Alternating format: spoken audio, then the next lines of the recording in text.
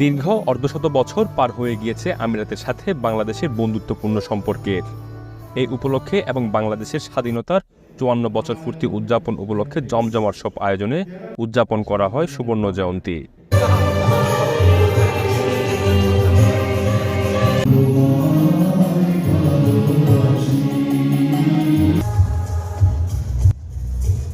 আয়োজনে বাংলাদেশের রাষ্ট্রদূত আবু জাফরের আমন্ত্রণে প্রধান অতিথি হিসেবে উপস্থিত ছিলেন আমিরাতের পররাষ্ট্র মন্ত্রণালয়ের প্রতিমন্ত্রী সুলতান আল শামসি।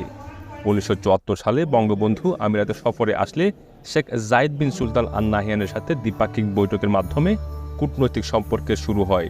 এই দুই প্রতিষ্ঠা ফাউন্ডিং ফাদার্স ইনফ্যাক্ট বাংলাদেশের কূটনৈতিক সম্পর্ক স্থাপন ৫০ বছর হলো। এবং আপনারা দেখেছেন, আমরা একটা ভিডিও ক্লিপ দেখিয়েছি যেখানে বঙ্গবন্ধুর ১৯৭৪ সালের মার্চ মাসে সংযুক্ত আরব আমিরাত সফর, শেখ জায়েদের ১৯৮৪ সালে বাংলাদেশ সফর, মাননীয় প্রধানমন্ত্রী বিভিন্ন সময়ে এদেশের সফর আমরা আপনাদেরকে ভিডিও ক্লিপের মাধ্যমে দেখিয়েছি। পরবর্তীতে ১৯৮৪ সালে শেখ জায়েদও বাংলাদেশ সফরে এসেছিলেন। অনুষ্ঠানে ভিডিও চিত্রের মাধ্যমে দুই দেশের দীর্ঘ এই কূটনৈতিক সম্পর্কের চিত্র তুলে ধরা হয়েছিল। বিভিন্ন দেশের রাষ্ট্রদূতবৃন্দ এবং কূটনৈতিকদের উপস্থিতিতে সাংস্কৃতিক অনুষ্ঠানের মাধ্যমে দেশীয় সংস্কৃতি তুলে ধরতে পারায় সন্তুষ্ট আমিরাত প্রবাসীরা। অন্যদিকে ভিন দেশের নাগরিকরাও উপভোগ করেছেন এমন আয়োজন। This is a great program. I had an opportunity to talk with a lot of Bangladeshi colleagues.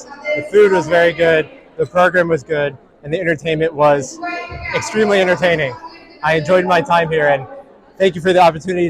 এরকম অনুষ্ঠানের মাধ্যমে বাংলাদেশের সাথে এই দেশ সহ পৃথিবীর বিভিন্ন দেশের যে ডিপ্লোম্যাটিক যারা ছিল তাদের সাথে আরো সুসম্পর্ক গড়িতে হবে। আমরা বাংলাদেশিরা সবাই মিলে এখানে একত্রিত হয়েছি, একটা বাঙালির একটা মিলন মেলা, সাথে হচ্ছে আমাদের দেশীয় সাংস্কৃতিক। বিশেষ করে আমরা ধন্যবাদ জানাই ইউএই সরকারকে।